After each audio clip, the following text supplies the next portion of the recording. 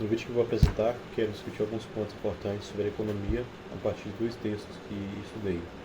O primeiro é o livro Economia, Modo de Usar, do Hong Jun Cheng, e o segundo aborda aspectos metodológicos da economia clássica e neoclássica. Vou dividir minha fala em dois momentos. Primeiro explicando as ideias principais do Cheng, e em seguida destacando a diferença entre as escolas clássica e neoclássica de economia. A parte 1. Reflexões sobre a economia com Han Jun Cheng. No capítulo 1 do livro, Cheng começa de uma maneira intrigante, afirmando que muitos economistas hoje tratam a economia como algo que pode explicar praticamente tudo, desde o comportamento humano até o universo. Ele ironiza essa ideia, apontando que, embora a economia seja uma ciência importante, ela não pode se expandir de forma ilimitada para explicar absolutamente tudo.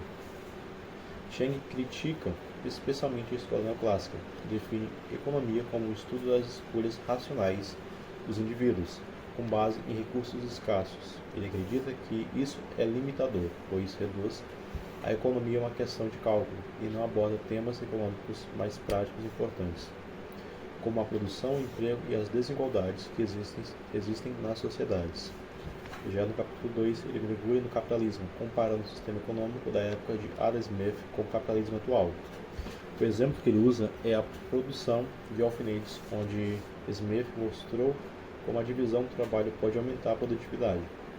Hoje a produção é infinitamente mais complexa, com empresas multinacionais e alta mecanização. Porém, Cheng lembra que o capitalismo de hoje é muito mais sofisticado e suas instituições mudaram completamente. Antigamente, fábricas eram geridas por um único capitalista. Hoje, grandes corporações dominam o mercado global. Essa diferença traz impactos profundos na forma como os mercados funcionam e como a economia afeta as pessoas. Cheng também observa como o papel dos trabalhadores e capitalistas mudou com o tempo.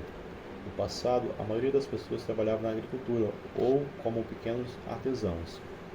Hoje, a maioria é empregada em grandes corporações, muitas vezes sem contato direto com os donos do capital.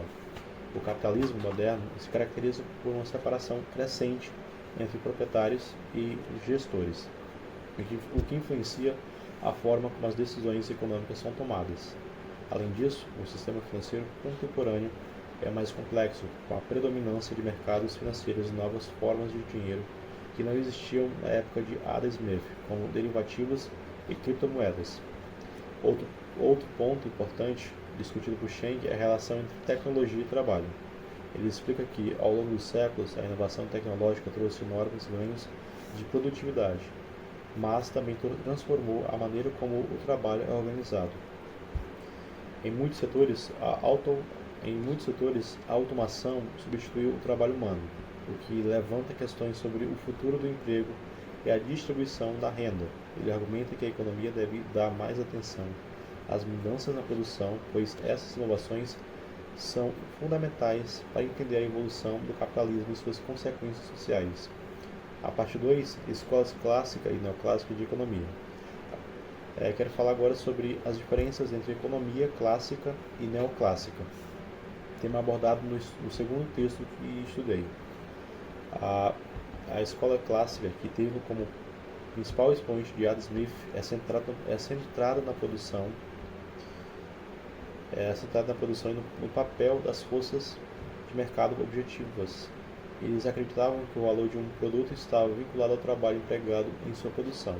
A economia clássica via o mercado como algo que, em última instância, se ajustaria por conta própria, sem interferências externas, por meio de leis naturais como a oferta e demanda. Por outro lado, a escola neoclássica, que surgiu mais tarde e se tornou predominante, trouxe uma mudança de foco.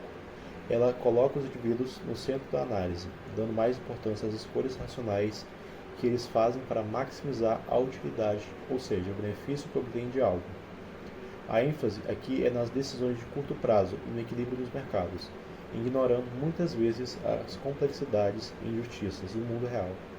Ao focar tanto nas questões matemáticas do conceito de ênfase, a escola neoclássica acaba se afastando de temas importantes como as relações de poder no capitalismo e os desafios do desenvolvimento social.